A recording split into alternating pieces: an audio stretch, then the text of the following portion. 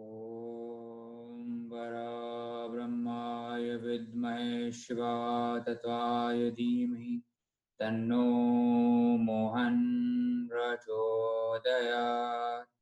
ॐ परब्रह्माय विद्महे शिवातत्त्वाय धीमहि तन्नो मोहन प्रचोदयात्। ॐ परब्रह्माय विद्महे शिवातत्त्वाय धीमहि तन्नो मोहन प्रचोदयात्। ॐ श्री दत्तात्रेयाय संप्रदाय नमः। Jai Mohanji, everyone. I greet you in the name of my Guru and Guru's Guru, in the name of my Sampradaya. Thank you for watching this next video installment that we have for you. And today I wanted to talk about a very important saint in my life. Throughout my life, I've been inspired by many saints, but there are very few that can come close to how much I've been inspired by the Son of God. That's Jesus Christ. I've learned so much from him. I've seen him as the epitome of unconditional love. But more than that, I see an important lesson that he teaches, that we have to live these principles of Christ consciousness, not just talk about it, not just preach about it, but we have to absolutely live it in our everyday. And I'm reminded of what my Guru Mohanji always says. He says, in any situation, choose love. And this is actually what Christ taught us. In whatever situation Christ was in, no matter whether it was difficult for him or not, whether it was pleasurable or not, he always chose love. And the more I tried to understand my Guru, Mohanji, and my path, the more it seemed that Christ, this beautiful figure of love and devotion and surrender, seemed more and more and more familiar. So I started reading about Christ, about his life, also reading about his life from sources that are not orthodox Christian sources. And a few things started popping out for me. I remember reading that during one of the Passovers, on this very special mountain called Mount Carmel, a 12-year-old boy, a 12-year-old Jesus Christ, 12-year-old child, went to the elders of the Essenes and said, I want to learn about spirituality. I want to learn about a path that will lead to God, that will allow me to communicate with God. I want initiation. And normally this initiation is given at a much older age, not 12 years old. But Jesus knew he was ready. When he started talking to these elders, he realized that he understands more about the spiritual truth of the world than the elders themselves. And he could not be taught anything by them.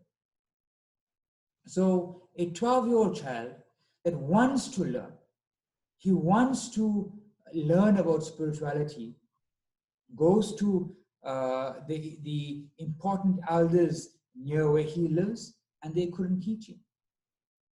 But then in the New Testament, this period of Jesus' life, from about 12, 13 years to 29 years old, there's no account of it. So what happened to Jesus?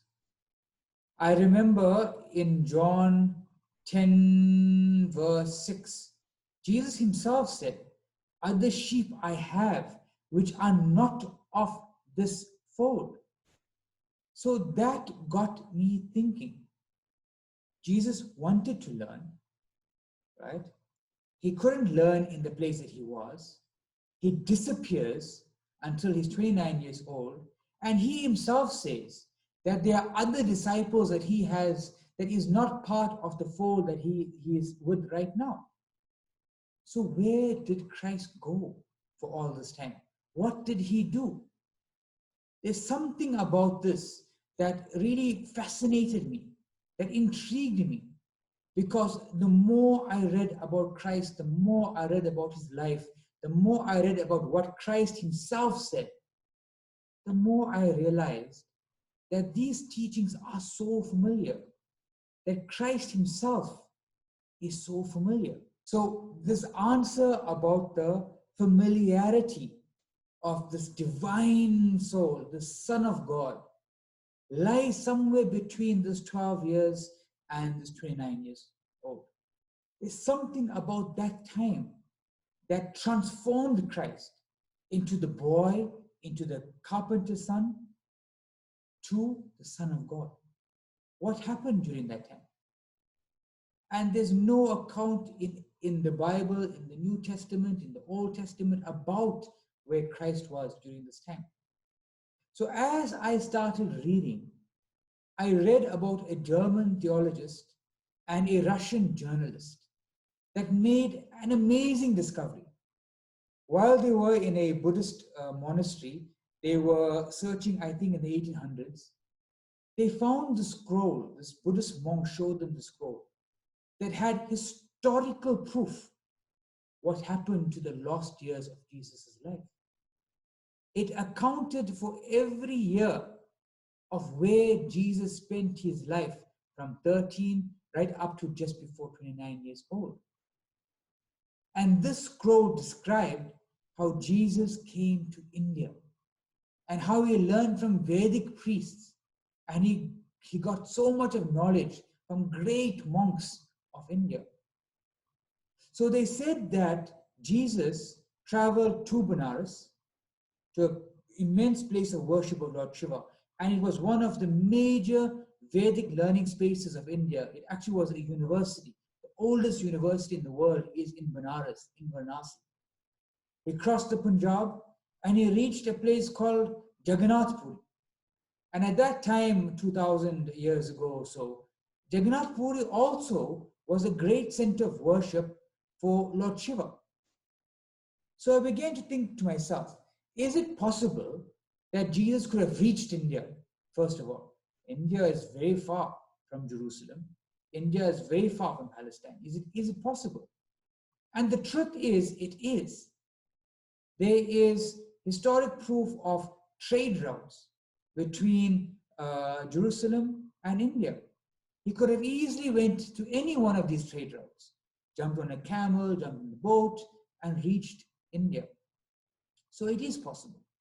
The second thing is, why did he spend time in Benares and Jagannath Puri, places of Shiva worship, places where we worship the emblem of Lord Shiva?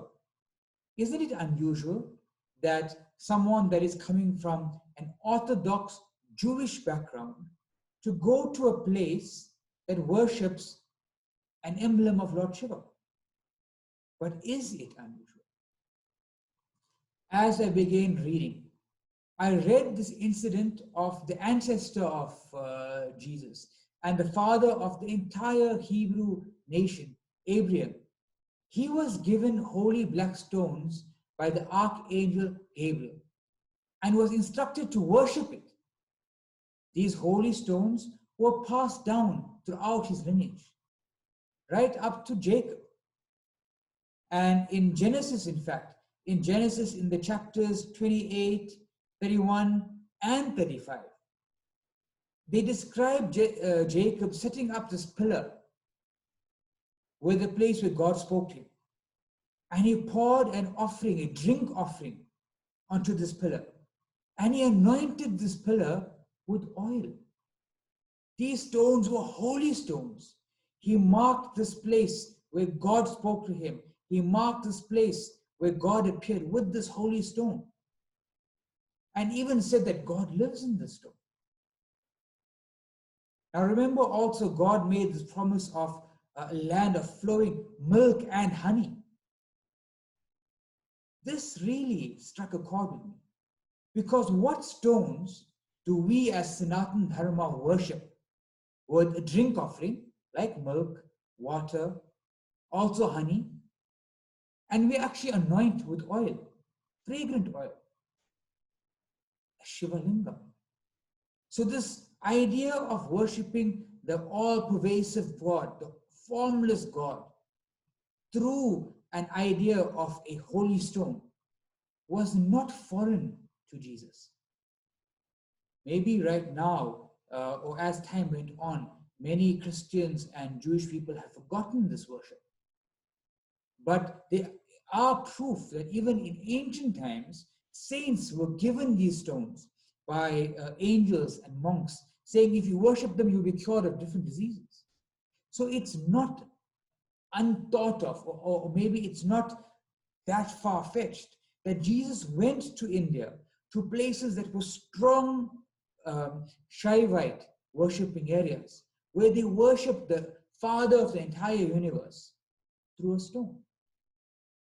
So this Buddhist document goes on to say that Jesus lived in Govardhan Math and learned the teachings of Adi Shankara, who was a guru in our tradition.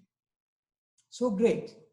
At first, I thought this is why he looked so familiar, right? He worshipped Lord Shiva, or learned Shiva worship of God through a stone.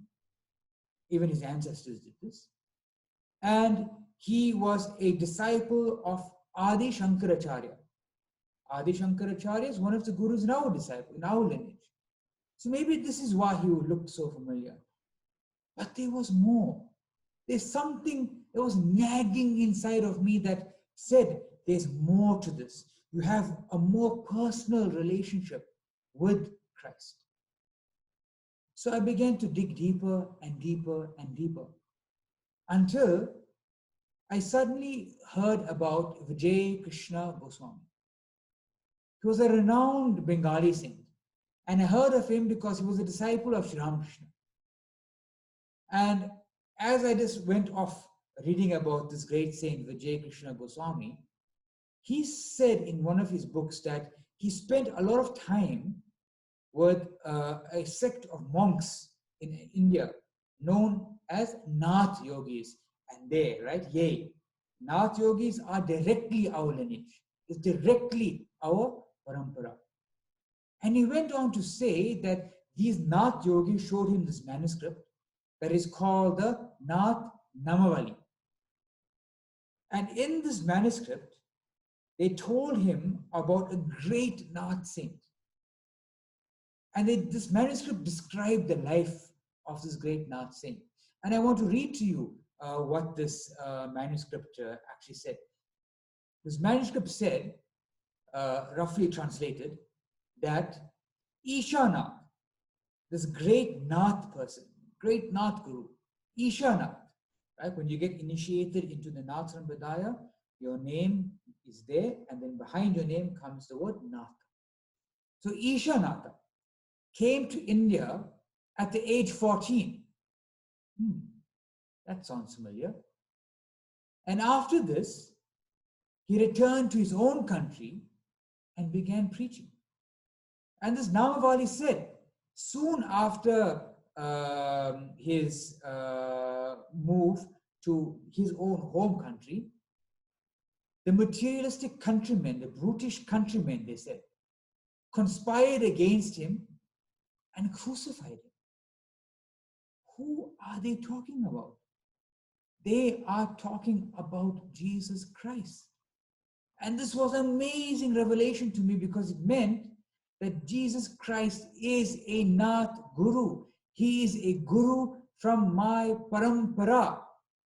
This is why he felt so familiar. This is why there was a natural attraction towards Christ.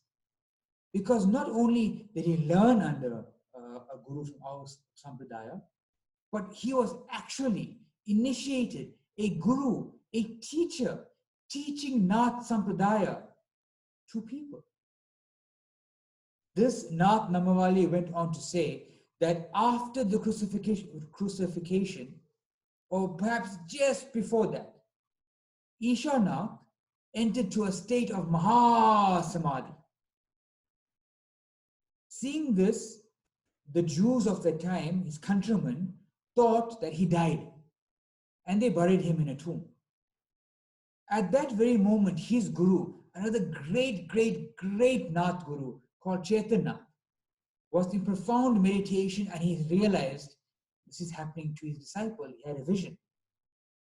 And this Nath Namavali said that Chaitanya therefore made his body lighter than air and passed over the land of Israel.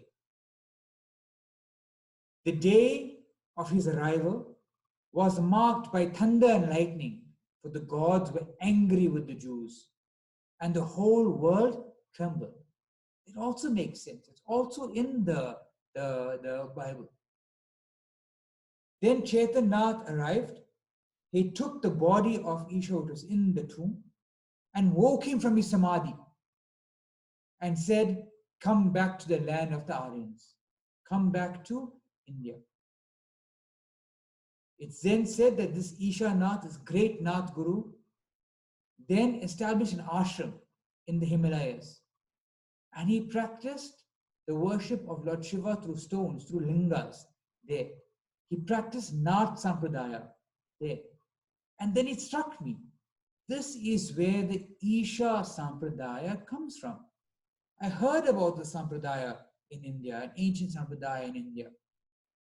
And it comes from Isha Nath, who is Christ. That revelation, this understanding that Christ is part of my family, really made a big difference to me. You see, in our tradition, a guru is not just a friend. A guru is not just a teacher. A guru is the representation of everything to you. It is said that God can even tell you no to something that you want. But when asked with love, your guru can never refuse you. This is how much your guru loves you. This is how much your guru wants to help you. In our tradition, it's said that the guru holds the sins of the student, the sins of the disciple, so that the disciple can be liberated. This is what Christ did. It's exactly what Christ did. Christ is a guru. Christ is a guru in my tradition. Christ died not only for the sins of what people think, only Christians, but Christ died for my sins as well. And he was awakened from this samadhi, this make-believe, mock death. And he lived for me as well. So he's so close to my heart. He's so loving to us. He's our guru. This whole revelation has changed the way I look at Christianity. No longer as a different religion that I should understand and respect, but it's now part of me. It is a teaching of my Sampradaya. It's something that I need to understand fully and deeply and start living just like Christ. How Christ lived love. I need to live love. This is what my guru teaches. This is what my guru, Christ, my guru, Jesus Christ, teaches. I hope you found this as exciting as I did. Again, if you have got any type of inspiration from this, it's only because of the blessings of my guru, Sri Mohanji. And if there are any mistakes, that is completely my fault. I prostrate before my guru, Mohanji. I prostrate before the Son of God. I prostrate before Jesus Christ, my Guru, my Sampradaya Guru. I offer all my love and prostrations to you. Om Parabrahmaya Vidmahe Shivaditaya Dhimahi Tano Mohan Prachodaya. Om Shri Shanataya Namaha.